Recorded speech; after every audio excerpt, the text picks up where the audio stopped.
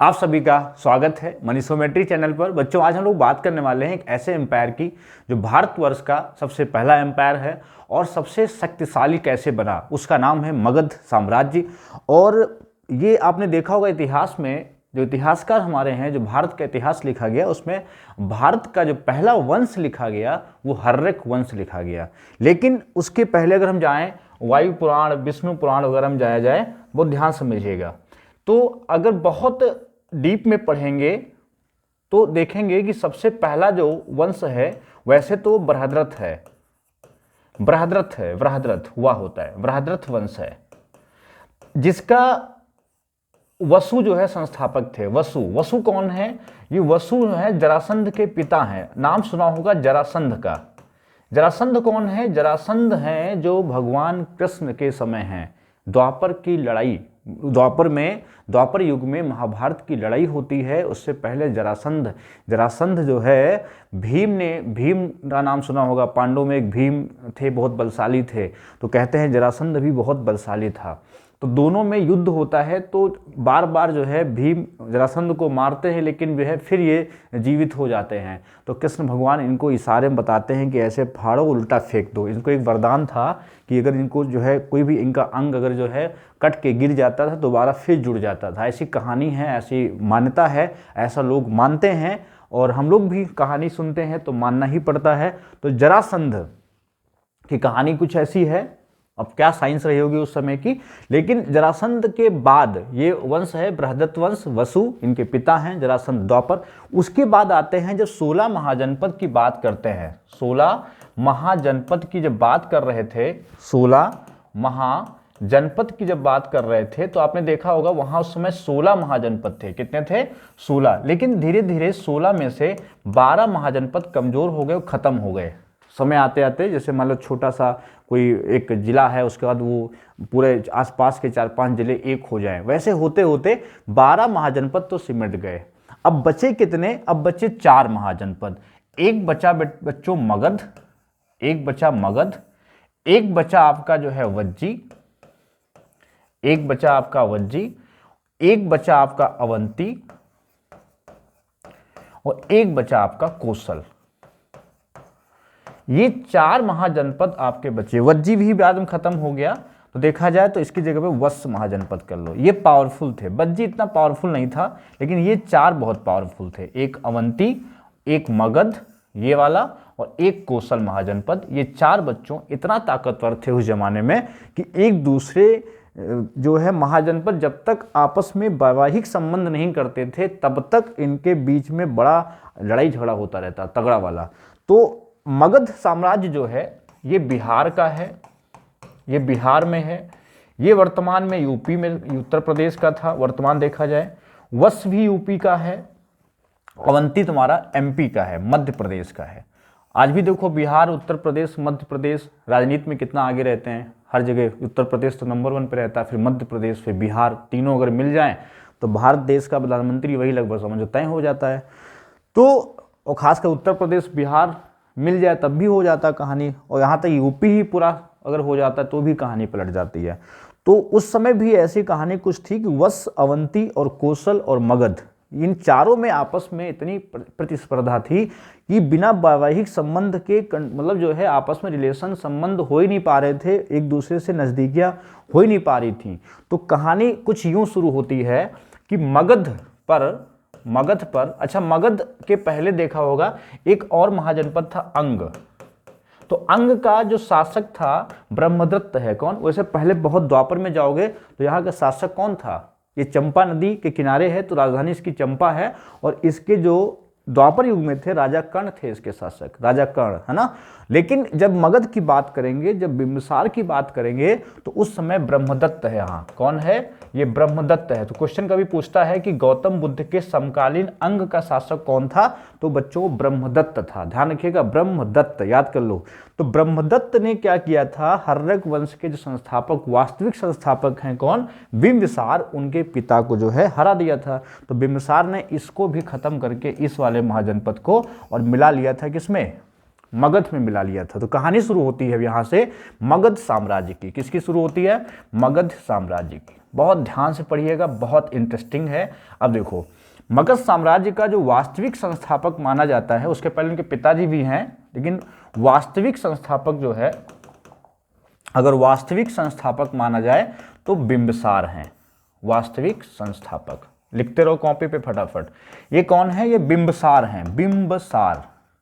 बिंबिसार का नाम कहीं कहीं जो है जैन ग्रंथ में, जो जैन ग्रंथ है, ध्यान से पढ़िएगा, जैन ग्रंथ है, वहां इनका नाम मिलता है श्रेणिक।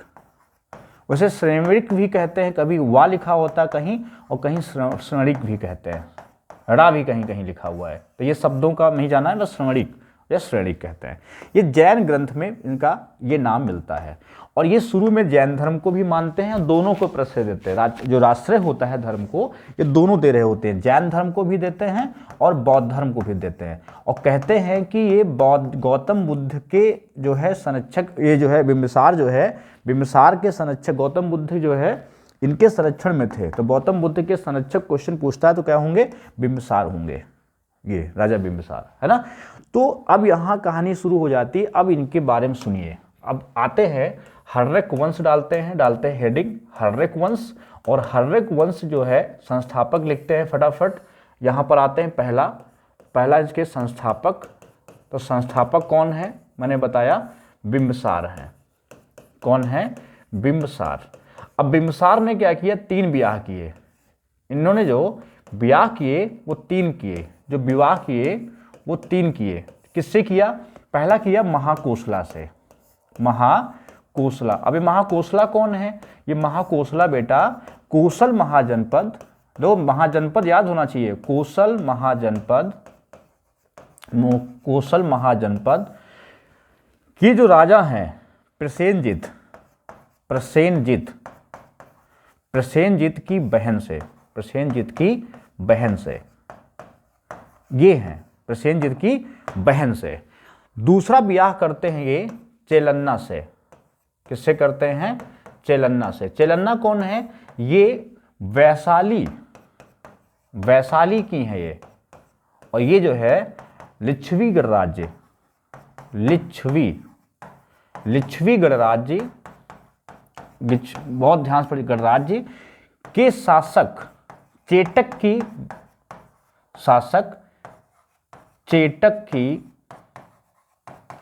की पुत्री है। चेटक की क्या है? पुत्री है। चेटक की बहन है, जो चेटक की बहन त्रिशला है वो महावीर स्वामी की माँ है। चेटक की जो बहन है त्रिशला, वो महावीर स्वामी भगवान की माँ है, लेकिन इसकी जो पुत्री है वो कौन है? चेलन्ना है, चेलन्ना। अब देखो, कोसला जो महाकोसला है, इनका जो पुत्र है वो है तुम्हारा अजातशत्रु। कौन है? ये है तुम्हारा, इनका पुत्र है अजातशत्रु। ध्यान रखिएगा, इनका पुत्र है अजातशत्रु, जो पितृहंता हुआ। जो क्या हुआ? पितृहंता। ये हुआ है पितृहंता। कौन? अजातशत्रु। लेकिन जो चेलन्ना के जो पुत्र हैं, उनके 2 जो पुत्र हैं, 2 नाम है, एक हल्ल है और दूसरा बेहल है। नाम भी अजीबोगरीब हैं, बेहल। और इन दोनों को मार देता है कौन? इनको दोनों को मार देता है कौन? अजातशत्रु। कौन मार देता है? अजातशत्रु मार देता है। जब ये गद्दी पर बैठता है, बिल्कुल औरंगजेब की तरह काम करता है अजातशत्रु, अपने पिता को मारता है और भाइयों को भी मार देता है। तो वैसे ही ये अजातशत्रु जो है हल्ल और बेहल को भी मार देता है और गद्दी पर बैठ जाता है, राजा बिंबिसार को मारता है। इसलिए इसको क्या बोलते हैं? पितृहंता बोलते हैं। कैद में डाल देता है, और जब कैद में डाल देता है तो महाकोसला भी मर जाती हैं इनके प्यार में। किसके? बिंबिसार जब खत्म हो जाते हैं तो ये भी मर जाती है। ये मरने से प्रसेनजित नाराज हो जाता है और युद्ध करता है। किससे? अजातशत्रु से। अजातशत्रु का प्रसेनजित से लड़ाई हो जाती है, क्योंकि मामा नाराज हो जाता है अपने भांजे से और जाता है, कहता है ठीक युद्ध में। तो पहले तो जो है प्रसेनजित जीत जाता है, दोबारा फिर युद्ध होता है तो प्रसेनजित हार जाता है। हारता है तो फिर संधि करता है, संधि करके इसने अपनी पुत्री, कौन? प्रसेनजित ने अपनी पुत्री किसकी? वाजिरा का विवाह कर देता है। किससे? वाजिरा का विवाह। किससे? अजातशत्रु से कर देता है। इतनी कहानी समझ लो। और जो तीसरा विवाह करता है कौन? बिंबिसार, वो करता है क्षमा से। किससे करता है? क्षमा से। क्षमा कहाँ है? भद्र देश की राजकुमारी है। भद्र कौन? या क्षेमा कह सकते हो। भद्र देश की राजकुमारी, पंजाब से शादी करता है, देख रहे हो। और कहते हैं इसने कुल जो है 500 विवाह किया। कुल जो है बिंबिसार ने 500 विवाह किया। क्या बात है, 500 विवाह किया। इतनी कहानी है बिंबिसार। कब की बात है? ये 544 बीसी की बात है। 544 बीसी की बात है बच्चों, 544 बीसी याद कर लो। उसी समय गौतम बुद्ध 563 ईस्वी में जन्म होता है और 29 साल की अवस्था में निकलते हैं। तो 563 में से जब 29 माइनस कर दोगे, 29 माइनस कर दोगे, यहाँ पर 29 माइनस कर दोगे, है ना, तो यहाँ आएगा तुम्हारा 9 4 13, ये हो गया, 5 में 2 गया 3, लगभग वही 534। मतलब इस समय राजा बिंबिसार ही होता है, गद्दी पर बैठा होता है, क्योंकि 544 में वो बैठ जाते हैं राजा बिंबिसार और 492 तक रहते हैं। देखो अब कार्यकाल देखो फटाफट, कार्यकाल सबका याद कर लो, यही पूछता है आजकल बहुत ज़्यादा। तो सबसे पहले अगर हम बात करें तो बिंबिसार, तो इन्होंने क्या किया, इन्होंने मगध की स्थापना, मगध साम्राज्य की स्थापना किया और बिंबिसार बैठते हैं 544 बीसी से 492 बीसी तक। ध्यान रखिएगा कब से कब तक, 544 से 492 बीसी तक। इसके बाद इनका पुत्र जो आता है, इनका जो पुत्र है अजातशत्रु, इन्हें मार करके गद्दी पे बैठता है। अजातशत्रु इन्हें मारकर गद्दी पर बैठता है, जिसका दूसरा नाम होता है कुड़िक। इसका दूसरा नाम क्या होता है? दूसरा नाम बच्चों होता है कुड़िक। और इनका नाम जो दूसरा होता है वो होता है श्रेणिक। ध्यान रखिएगा, या श्रेविक भी कहते हैं कहीं कहीं। ये विवाह किससे करते हैं मैंने बता दिया। इनका विवाह होता है वाजिरा से। किससे होता है? वाजिरा इनकी पत्नी होती है, पत्नी वाजिरा। और इसकी जो पुत्री है, इसकी पुत्री का नाम है पद्मावती। पद्मावती वो नहीं है अलाउद्दीन खिलजी वाली, है ना। इनकी जो पुत्री का नाम है पद्मावती, और पद्मावती का जो विवाह करता है ये अजातशत्रु, ये विवाह करता है जो है वत्स महाजनपद, जो है जो प्रयागराज के पास है, प्रयागराज है ना, जो है वत्स महाजनपद, वत्सराज उदयन से करता है। उदयन है, उदाई नहीं है, ध्यान रखिएगा, उदयन से करता है। कौशाम्बी राजधानी है वत्स महाजनपद की, तो कौशाम्बी से का शादी करता है। अब मैप में देखोगे तो देखो, अगर देखोगे बिहार मगध, फिर तुम्हारा ये वत्स, फिर तुम्हारा उज्जैन पड़ता है, अवंती, फिर जाकर के गुजरात, फिर पश्चिमी देशों से व्यापार, ऐसे समझो। मगध, फिर तुम्हारा नीचे कौन, इधर वत्स से कहाँ अवंती से फिर गुजरात निकल गए, गुजरात से ही व्यापार। तो मगध का, अगर मगध साम्राज्य को मजबूत करना है तो ये लाइन क्लियर होनी चाहिए, ये समझ लो। अब क्या हुआ, ये अवंती का जो शासक है, ये शादी क्यों करनी पड़ी अजातशत्रु को, अपनी पुत्री का विवाह वत्सराज से क्यों करनी पड़ी, इसके पीछे कहानी है। कहानी ये है कि अवंती का जो शासक है वो चंद्रप्रद्योत है। कौन है वो? चंद्रप्रद्योत है, चंद्रप्रद्योत, जिसका इलाज करने के लिए जीवक गया था। बिंबिसार का जो राजवैद्य है, इनका जो राजवैद्य है, किसका? बिंबिसार का, वो उसका नाम है जीवक। उसका नाम क्या है? जीवक है। कहते हैं जीवक भी बिंबिसार का ही पुत्र था। जैसे बहुत सी रानियां थी, उसी में से एक कहीं पैदा हो गया था। कौन? जीवक। उस जीवक को इसने पढ़ाया लिखाया और कहाँ भेजा था? तक्षशिला भेजा था। इसने ये तक्षशिला में पढ़ाई किया है। कौन? जीवक। वहाँ से राजवैद्य हुआ, वैद्यगिरी सीखा, आयुर्वेद से पढ़ा और आकर के इलाज करता था बिंबिसार का, है ना। और फिर इसका जो है इलाज कर रहा था। उसी समय चंद्रप्रद्योत भी बीमार हो जाते हैं, पांडु रोग से ग्रसित। कौन सा रोग? पांडु रोग। पांडे नहीं, पांडु रोग होता है। पांडु रोग से ग्रसित हो गया और इसको जो है चंद्रप्रद्योत पांडु रोग से ग्रसित हो गया और जीवक गए थे इसका इलाज करने। तो बिंबिसार से तो मित्रता थी, लेकिन जैसे बिंबिसार को मार दिया किसने? अजातशत्रु ने। अब चंद्रप्रद्योत बौरा गया, क्योंकि दोस्त को मार दिया। उसने तुरंत ही वहां से उठाया अपनी तलवार और लिया सैनिक और चला मगध की ओर। अच्छा, वत्स महाजनपद का जो राजा उदयन था, उदयन और चंद्रप्रद्योत, बहुत कहानी समझिएगा। जो चंद्रप्रद्योत हैं ये उदयन के ससुर हैं। महाकवि भास ने एक किताब लिखी है जो है स्वप्न वासुदत्ता।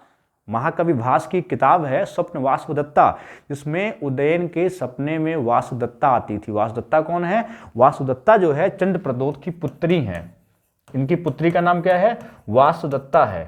वासदत्ता। और वासदत्ता का विवाह जो होता है वो उदयन से होता है। उसके पीछे भी बहुत सारी कहानियां हैं कि उदयन जो है जा रहे होते हैं, हाथी, अपनी बीड़ा वादक है कौन, उदयन, बीड़ा ऐसी बजाता है कि बड़े बड़े हाथी मस्त, जो बहुत खुखरैल हाथी होते थे वो भी चुपचाप शांति से रुक जाते थे। तो चंड प्रद्योत भी इनको बुलाता है अपने यहाँ के एक हाथी को सही करने के लिए, तो जाते हैं ये उदयन, वहीं पर इनको वासुदत्ता से इनको प्यार हो जाता है, तो ये कैद कर लेता है कौन, चंड प्रद्योत। उसकी भी कहानी अलग अलग है ना, उस पर किताबें भी लिखी गई हैं बहुत सारी। तो फिर वहाँ से लेकर के वासुदत्ता को लेकर चला आता है और फिर जो है ब्याह हो जाता है। तो चंड प्रद्योत और वत्स आपस में, जो वत्स महाजनपद है और अवंती महाजनपद है जो मध्य प्रदेश का राजधानी किसकी थी, उज्जैन, या जो है तुम्हारा महिष्मती, है ना। अब जो है उससे वैवाहिक संबंध हो जाते हैं। फिर चंड प्रद्योत और वत्स आपस में दोनों मिल लेते हैं। तो वत्स से बात होती है कि ठीक है भाई चलो मगध पर आक्रमण करते हैं। लेकिन जब तक इसको पता चलता है अजातशत्रु को, ये फटाफट जाता है और वत्स के महाराजा उदयन से मिलता है। तो उदयन करते हैं शर्त, ठीक है। तो उनकी पुत्री जो है पद्मावती भी बहुत सुंदर होती है। तो पद्मावती का विवाह किससे हो जाता है, उदयन से हो जाता है। मतलब अजातशत्रु की जो पुत्री है पद्मावती, उससे विवाह किससे हो जाता है, उदयन से हो जाता है। अब जो है कहानी शुरू हो गई। अब अजातशत्रु के बाद जो है, अजातशत्रु के बाद इसका जो है जो पुत्र है वो उदाइन है। क्या है, वो उदाइन है। अजातशत्रु को वो भी मार देता है। अजातशत्रु का दूसरा नाम क्या है, कुड़िक है। दूसरा नाम क्या है, कुड़िक है। तो वाजिरा जो है, वाजिरा प्रसेनजित की पुत्री है। वाजिरा किसकी पुत्री है, ये कौशल नरेश की पुत्री है वाजिरा। क्लियर। वत्सराज कौन है, उदयन है। अब इनमें आपस में मैत्री संबंध, अब युद्ध नहीं हुआ, चंड प्रद्योत अवंती से युद्ध नहीं हुआ। लेकिन अब पागल तो बैठा था अजातशत्रु, तो इसने वज्जी महाजनपद पर किया था। वज्जी महाजनपद पे जाकर के उसको खत्म करके वैशाली को कंट्रोल करके खत्म कर दिया। ठीक। अब उदयन आता है। अब देखो अजातशत्रु ने क्या काम किया। तो अजातशत्रु का पहले देखो, अजातशत्रु की बात करें तो अजातशत्रु, पहली बात तो इसका नाम क्या है, पहला तो इसका नाम है पितृहंता और दूसरा नाम उपनाम क्या है, कुड़िक। ये गद्दीप कब बैठता है, ये गद्दीप बैठता है 492 में बैठता है, बीसी से बैठता है 460 बीसी तक, यहां तक ये बैठता है।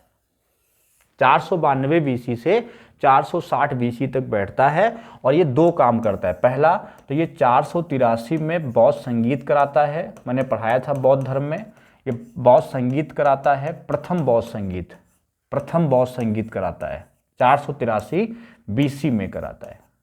बात समझ गए ये। और दूसरा दो तरह के ये हथियार बनाता है, हथियारों का आविष्कार, हथियार जो है हथियारों का आविष्कार करता है। वो दो हथियार होते हैं, पहला होता है रथ मूसल, ये क्वेश्चन बहुत पूछता है, रथ मूसल, और दूसरा हथियार बनाता है महाशिला कंटक। महाशिला कंटक, ये दो हथियार बनाता है, कंटक, है ना। ये दो हथियार बनाता है कौन, अजातशत्रु। इसकी दो चीजें, एक उपनाम याद रखिएगा कुड़िक, और दूसरा बौद्ध संगीत करता है। तीसरा दो हथियार, नए हथियार किसके विरुद्ध करता है, वज्जी महाजनपद के खिलाफ, वज्जी महाजनपद के खिलाफ। अब इसके बाद जब कहानी और फैल जाती है तो इसका पुत्र आता है और पुत्र ने भी अजातशत्रु को मार देता है। इसका पुत्र आता है उदाइन, और उदाइन भी क्या करता है, ये भी मार देता है अपने पिता को, इसलिए ये भी पितृहंता है, जो है पितृहंता, ये भी पितृहंता है, पा है पितृहंता, है ना। ये भी पितृहंता है, ये भी अपने पिता को मार देता है और ये गद्दी पे बैठता है 460 बीसी से लेके ये बैठता है 444 बीसी तक, ये बैठता है। बस इसने एक अच्छा काम किया, एक अच्छा काम किया कि जो, वो ध्यान सुनिएगा, जो राजधानी बनाई गई थी किसके द्वारा, राजधानी बनाई गई थी किसके द्वारा, बिंबिसार के द्वारा। क्या बनाई गई थी, राजगृह। राजगृह जो है, राजगृह पहाड़ियों से घिरा है। ये किससे घिरा है, चारों तरफ से पहाड़ियों से घिरा है, पहाड़ियों से घिरा। तो इसने जो है, अब देखो अजातशत्रु ने वज्जी महाजनपद को जीत लिया था, तो पूरा नेपाल की तराई तक पूरा उनका क्षेत्र हो गया। अब जो है सोचा है कि कैसे पूरे इस क्षेत्र को कैसे कंट्रोल किया जाए, तो ये यहाँ से संभव नहीं था, तो जाता है उदाइन और नया राजधानी बनाता है, राजगृह से नई राजधानी बनाता है पाटलिपुत्र। पाटलिपुत्र की स्थापना कौन कराता है? उदयन कराता है। उदयन नहीं, उदाइन। ये उदयन अलग है, उदाइन अलग है। तो पाटलिपुत्र जो है ये कहाँ है? ये गंगा और सोन नदी के संगम पर है। गंगा, सोन, 3 नदी हैं, और पुनपुन नदियों के संगम, पुनपुन भी बिहार पे के संगम पर है। और एक गंडक नदी भी है। गंडक बिहार और यूपी का बॉर्डर भी बनाती है। तो गंडक साइड में इधर है, गंगा ऊपर है ना। अगर उत्तर में देखा जाए गंगा, पश्चिम से कौन आ रही है? सोन इधर से आ रही है पश्चिम से, क्योंकि अमरकंटक की पहाड़ी से निकलती सोन नदी, और नीचे से सोनभद्र होते हुए कहाँ निकलती है? पटना में मिल जाती है। किससे? गंगा नदी से। बहुत ध्यान से समझिएगा, अमरकंटक पहाड़ी है मध्य प्रदेश में, या सोन निकलती है ऊपर तरफ, नर्मदा निकलती है इधर साइड में, महानदी नीचे निकल जाती है कहाँ? सिंघावा पहाड़ी से। लेकिन है पूरी पहाड़ी सब एक ही, बहुत एक दूसरे के पार्ट है वहाँ, अमरकंटक है ना। तो उधर से, और सोन नदी हो गई, और ताप्ती वहीं बीच में से निकलती है, बैतूल जिले से, है ना। तो अलग अलग सब नदियां हैं, ध्यान से समझिएगा। तो सोन नदी नीचे से जाकर के मतलब निकलती मध्य प्रदेश से है, लेकिन ये पूरब की ओर बहती है। बाकी नर्मदा और ताप्ती पश्चिम की ओर बहती है, महानदी दक्षिण की ओर बहती है, उड़ीसा में जाकर के मिलती है, जाकर के जो है बंगाल की खाड़ी में गिरती है, उड़ीसा के तट पर, है ना। तो गंगा, सोन और पुनपुन नदी, पुनपुन बिहार की नदी है, ध्यान रखिएगा। और ये पाटलिपुत्र की तीनों तरफ से नदियां हैं, तो इसलिए पाटलिपुत्र को नाव के आकार की राजधानी कहते हैं। नाव के आकार की, क्वेश्चन पूछता है कि निम्न में से कौन सी राजधानी नाव के आकार की है? तो नाव के आकार की है पाटलिपुत्र। समझ गए। तो उदयन बैठता है, कुछ दिन शासन करता है, इसके 3 पुत्र होते हैं, है ना। इसके 3 पुत्र होते हैं, मुंडक, है ना, अनिरुद्ध, मुंडक और नागदासक। एक होता है अनिरुद्ध, इसके पुत्र हैं अनिरुद्ध और मुंडक और नागदासक। ध्यान रखिएगा, नागदासक। ये नागदासक जो है अंतिम शासक है। नागदासक जो है ये अंतिम शासक है। किसका? हर्यक वंश का। लिख लो, हर्यक वंश का अंतिम शासक जो है बच्चों, हर्यक वंश का अंतिम शासक जो है नागदासक है। अब थोड़ी कहानी इस वंश से और समझ लो। अब ये वंश लगभग खत्म है, क्योंकि इसका जो नागदासक का जो अमात्य है, अमात्य कौन है? ये शिशुनाग है। शिशुनाग इसको मार देगा, शिशुनाग इसको मार देगा। तो पूरा वंश ही क्या हो जाता है? पितृहंता वंश है हर्यक वंश, इसी का नाम है पितृहंता वंश। नागदासक को मार देगा, इसका अमात्य कौन? शिशुनाग मार देगा। ये वंश खत्म, मतलब ये 444 से लेके 412 तक के वंश क्या हो गया? खत्म, पूर्णतया खत्म, है ना। अब देखो, अब जो है कहानी यहां खत्म। अब आती कुछ और बात। अब जब बिंबिसार का ब्याह हो रहा था कोसला, महाकोसला से हुआ था, तो प्रसेनजीत ने काशी को दहेज में दिया था। ये क्वेश्चन पूछता है। तो काशी को जो है दहेज में किसने दिया था? काशी को दहेज में दिया था प्रसेनजीत ने। किसने दिया था? प्रसेनजीत ने दिया था। कोसल महाजनपद का जो राजा था उसने बिंबिसार को दिया था काशी, और काशी 1 लाख की आय वाला स्थल था। 1 लाख यहाँ से आय होती थी, 1 लाख आय। क्वेश्चन बहुत पूछता है। तो किसको दिया? बिंबिसार को दिया था। लेकिन जब प्रसेनजीत से जो है लड़ाई होती अजातशत्रु से, तो जो है फिर वो अजातशत्रु को भी दे देता है 1 लाख की कमाई वाला। ये बात समझ गए। और प्रसेनजीत का जो बेटा होता है, प्रसेनजीत का बेटा, इसका बेटा होता है विदुनाभ, है ना। अब विदुनाभ जो है इसका बेटा है, जिसने जो है शाक्य कुल को नष्ट कर दिया।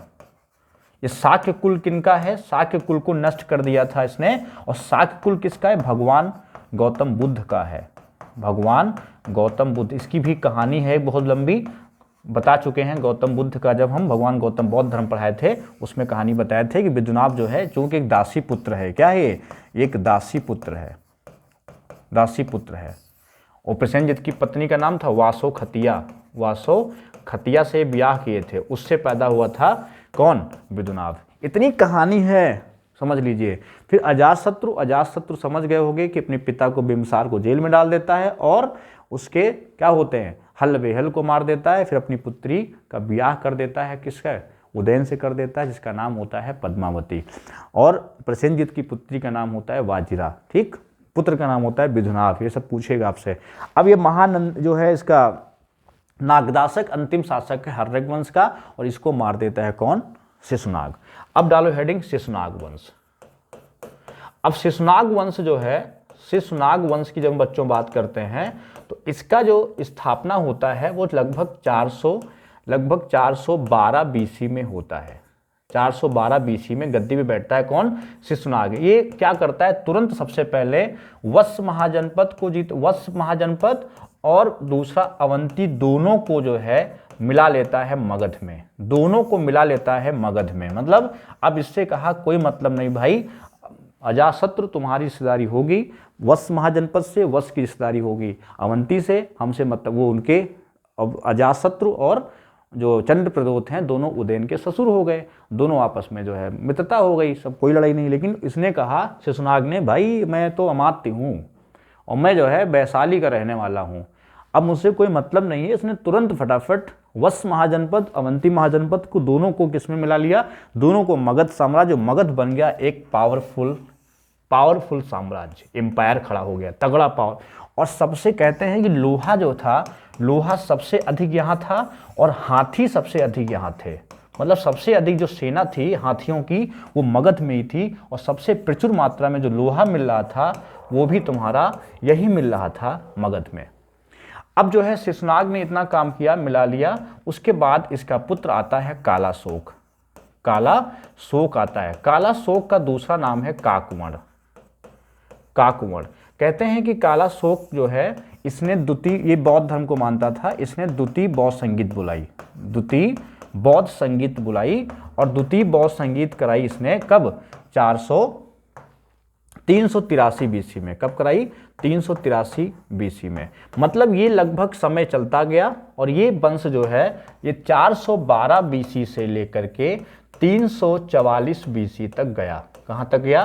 344 बीसी तक गया। ये 344 बीसी तक, है ना। अब जैसे इतनी कहानी बच्चों हो गई, शिशुनाग वंश में कालाशोक हो गया। कालाशोक के बाद इसका जो लास्ट में शासक होता है महानंदिन इसका नाम होता है। अब यहाँ पे कहानी शुरू होती है। कोई कहता है कालाशोक ही था वो, लेकिन कोई कहता है महानंदिन। कौन था? महानंदिन। अब महानंदिन जो है इसकी पत्नी बहुत सुंदर थी। इसकी जो पत्नी थी वो बहुत सुंदर थी, लेकिन ये बहुत बेकार लगता था, तो इसको पत्नी को ये नहीं भाता था थोड़ा भी। तो इसने क्या किया, कहते हैं कि जो महापद्मनंद है, महापद्मनंद, कोई कहता है कि महानंदिन की वैश्या पत्नी का पुत्र है, लेकिन कुछ ग्रंथ कहते हैं कि इसकी पत्नी का इससे प्यार हो गया था, प्रेम हो गया था, जिससे इसने मिल करके महानंदिन को खत्म कर दिया।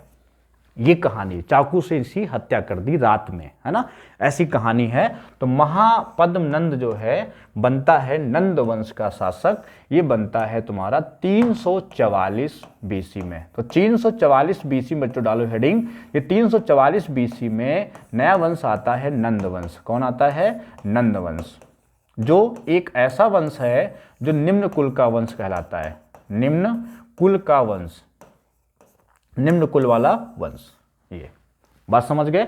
और अगर कहा जाए कि जो हर्रक वंश है, इस हर्रक, जो सबसे पहला जो वंश बताया थे हर्रक वंश या मगध, इनका नाम कहाँ मिलता है पता है? इनका अथर्ववेद में मिलता है। ये क्वेश्चन पूछ लेता है, कहाँ मिलता है? अथर्ववेद। ऋग्वेद में नहीं मिलता है। कहाँ मिलता है? इसका जिक्र अथर्ववेद में हुआ है। किसका? हर्रक वंश का या बृहदत्त वंश का। इन सब की जिक्र वहीं होता है। कहाँ? अथर्ववेद में, है ना।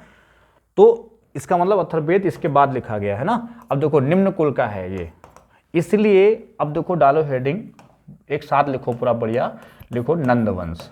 नंद वंश यही जो है तुम्हारा बढ़िया वंश है। तो महापद्मनंद, महापद्मनंद। अब महापद्मनंद जो है ये निम्न कुल का है। इसको नाई कुल का था, नाई था, नाई कुल नहीं कहेंगे, नाई कहेंगे। और ये बैठता है तुम्हारा 344 बीसी में गद्दी पे बैठ जाता है। ये इसके उपनाम बहुत पूछता है। इसके जो उपनाम बच्चों हैं याद कर लो।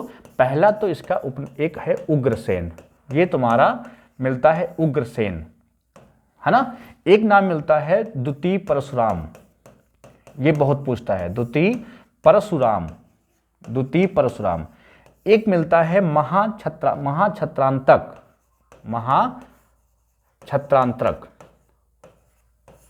ये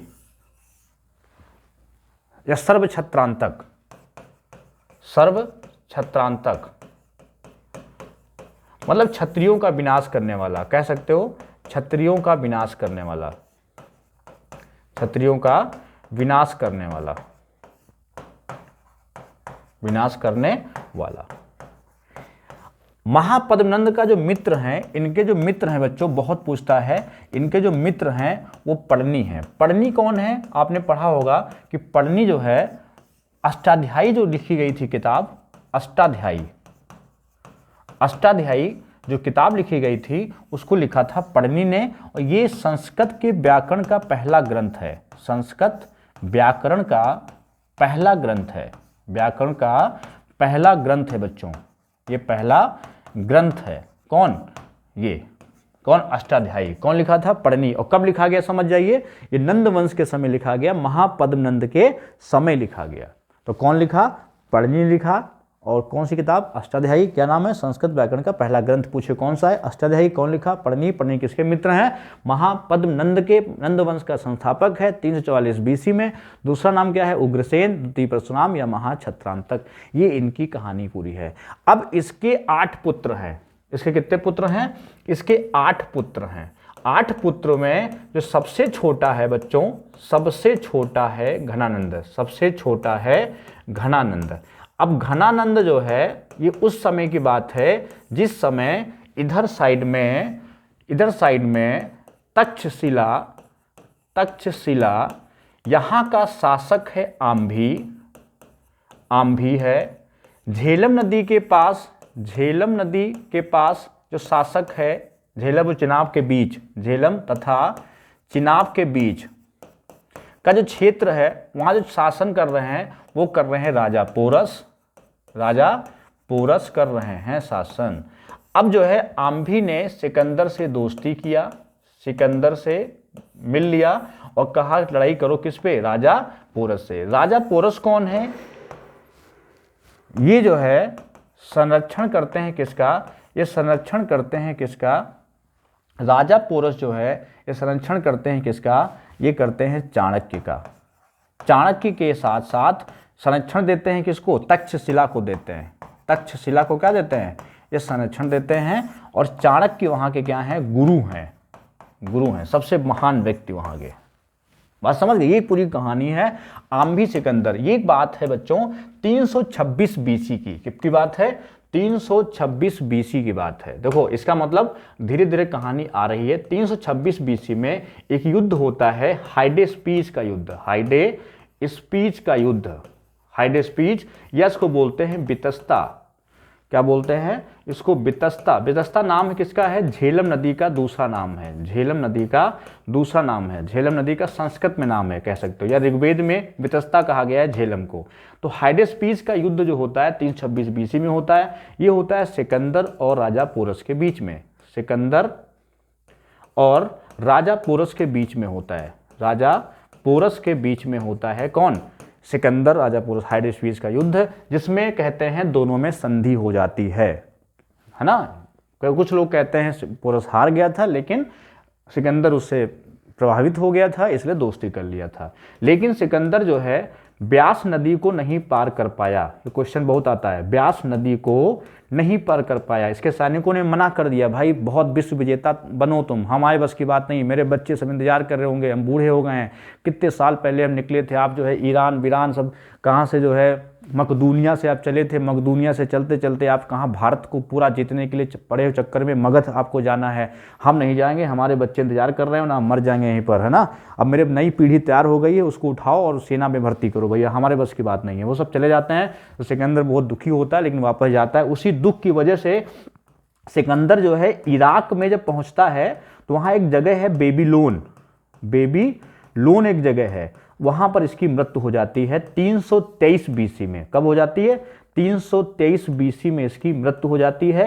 और इधर 323 ईस्वी में घनानंद की भी मृत्यु हो जाती है। और यहां पर चंद्रगुप्त मौर्य जो हैं, जो चाणक्य के सहयोग से आते हैं, चाणक्य के सहयोग से जो आते हैं वो जो है इसको मार देते हैं। और इसकी जो पुत्री है, उसकी पुत्री के नाम जो है, इसकी जो पुत्री है उनसे क्या करते हैं, चंद्रगुप्त मौर्य क्या कर देते हैं, ब्याह कर लेते हैं। बात समझ गए। और उसी उनकी जो पुत्री है, उन्हीं पुत्री से एक नया जो आगे आता है, बच्चा पैदा होता है, वही बिंदुसार होता है। कौन होता है? बिंदुसार, है ना। तो अब समझ लीजिए कि कहानी समझ गए होगे। तो घरानंद को कौन मारा? चंद्रगुप्त मौर्य। और सिकंदर अपने आप मर गया कहाँ? बेबीलोन में। और दोनों का समय 323 बीसी है, इसलिए 322 में जो है ये गद्दी पर 23-22 के बीच में बैठता है कौन? चंद्रगुप्त मौर्य। और उसी समय पहली जैन संगीत करता है कौन? चंद्रगुप्त मौर्य। कहाँ? मगध में, स्थूलभद्र के संरक्षण में। बात समझ गए। तो इतनी कहानी इसमें है। भद्रभाव इसके गुरु होते हैं। आध्यात्मिक गुरु चंद्रगुप्त मौर्य के भद्रभाव जैन धर्म के होते हैं, लेकिन जो राजनीतिक गुरु हैं वो कौन है? वो चाणक्य हैं। तभी चाणक्य को राजनीति का पिता कहा गया है ना। तो ये कहानी थी पूरी, और ये वंश पूरा कंप्लीट हो जाता है। अगला वंश हम लोग बात करेंगे 323 बीसी से शुरू करेंगे, और मौर्य काल हम शुरू करेंगे, और पूरा जो है मौर्य काल बाद से शिशुनाग 185 बीसी तक हम जाएंगे। तो 323 से लेकर के 185 बीसी तक जाएंगे, जहां पर हम पहुंचेंगे पुष्य में शुंग वंश तक जाएंगे, और शुंग वंश के बाद फिर हम लोग सातवाहन पहुंचेंगे। उसके बाद सीधे सीधे धीरे धीरे आ जाएंगे। तुम्हारा एक टॉपिक तैयार हो गया, इसको अच्छे से तैयार कर लो। इतने क्वेश्चन बन सकते थे, जितने हो सकते मैंने आपको बता दिए। Thank you.